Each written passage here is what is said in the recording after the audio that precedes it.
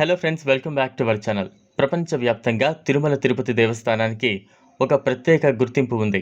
7 కొండలలో వెలసిన శ్రీ వెంకటేశ్వర స్వామిని దర్శించుకోవడానికి ప్రపంచ నలుమూలల నుంచి భక్తులు తరలివస్తూ ఉంటారు.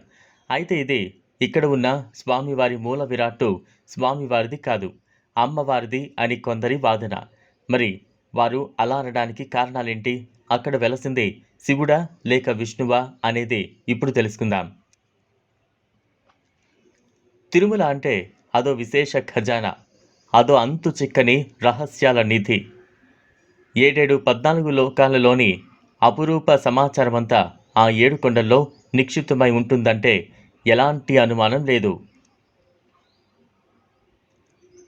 ఈ పుణ్యస్థలం కవులకు కవనవమని, కార్మికులకు కార్యక్షేత్రమని, భక్తులకు వైకుంఠమని, శరణార్థులకు అభయమిచ్చే ప్రాంగణమని, అలాగే తిరుమల శైవులకు క్షేత్రమని, స్వాతియుల శక్తిపీఠమని కూడా అంటుంటారు. తిరుమలలో గర్భగుడిలో వెలసిన విగ్రహం వెంకన్నది కాదా? ఇదే ఇక్కడ పరిశీలించాల్సిన అంశమైంది. తిరుమలలో వెలసిన శ్రీ వెంకటేశ్వరుడు అసలు విష్ణు రూపం కాదన్నది ఒక వాదన. మూల విరాట్టు వెనుక భాగంలో జడం ఉంటుందట. అంటే దీని అర్థమేంటి? అమ్మవారనేగా అని అంటారు కొందరు సాత్వీయులు. దీనికి తోడు వెంకటేశ్వరుణ్ణి బాలాజీ అని ఉత్తరాది ప్రజలు పిలుస్తూ ఉంటారు.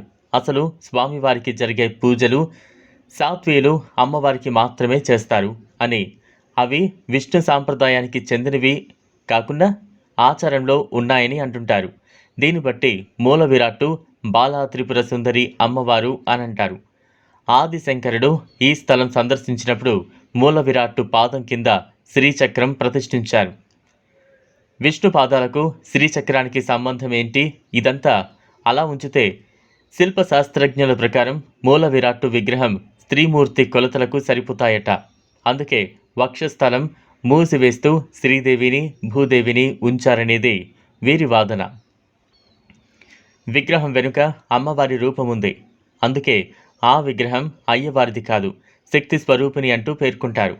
అసలు శరన్నవరాత్రులప్పుడు శ్రీవారికి బ్రహ్మోత్సవాలు జరుగుతున్నాయని, అందుకే శక్తి స్వరూపిణి అని అంటారు. మూల విరాట్టు శక్తికి చెందినది గనుకే ఇలా చేస్తున్నారని వాదనలున్నాయి. దీనికి తోడు అన్నమయ్య అన్నట్లు శైవులు శ్రీ వెంకటేశ్వరుణ్ణి శివరూపంగా భావిస్తుంటారు. గుడిపైన శిల్పాలలో నంది ఉండటం ఇప్పటికీ గమనించవచ్చు. వైష్ణవాలయంలో నంది పేరు ఊహించలేనిదని అంటుంటారు.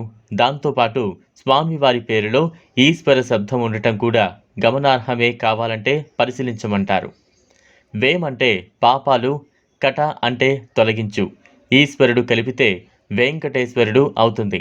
అంతేకాదు శివుని 3 రూపం కప్పి ఉంచటానికే పెద్ద నామం పెట్టారన్నదే వీరి భాష్యం.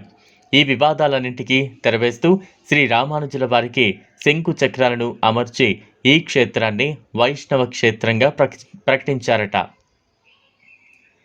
ఇంతకీ శ్రీవారు శివుడా లేక విష్ణువా లేక శక్త అన్నది ఇప్పటికీ తేలని విషయమే. దాన్ని బలపరుస్తూ అన్నమయ్య కూడా కీర్తనలు రాయటం ఈ వార్తలకు మరింత బలం చేకూర్చుతున్నట్లుగాను కనిపిస్తూ ఉంది. ఇప్పటికీ ఆ గర్భగుడిలో ఇదొక అంతు చిక్కని మిస్టరీగా ఉండిపోయింది. చూసారు కదా ఫ్రెండ్స్, ఇది వాళ్ళ వీడియో. ఈ వీడియో కనుక మీకు నచ్చినట్లయితే లైక్ చేయండి, షేర్ చేయండి, ఛానల్ను సబ్స్క్రైబ్ చేసుకోండి. Thanks for watching.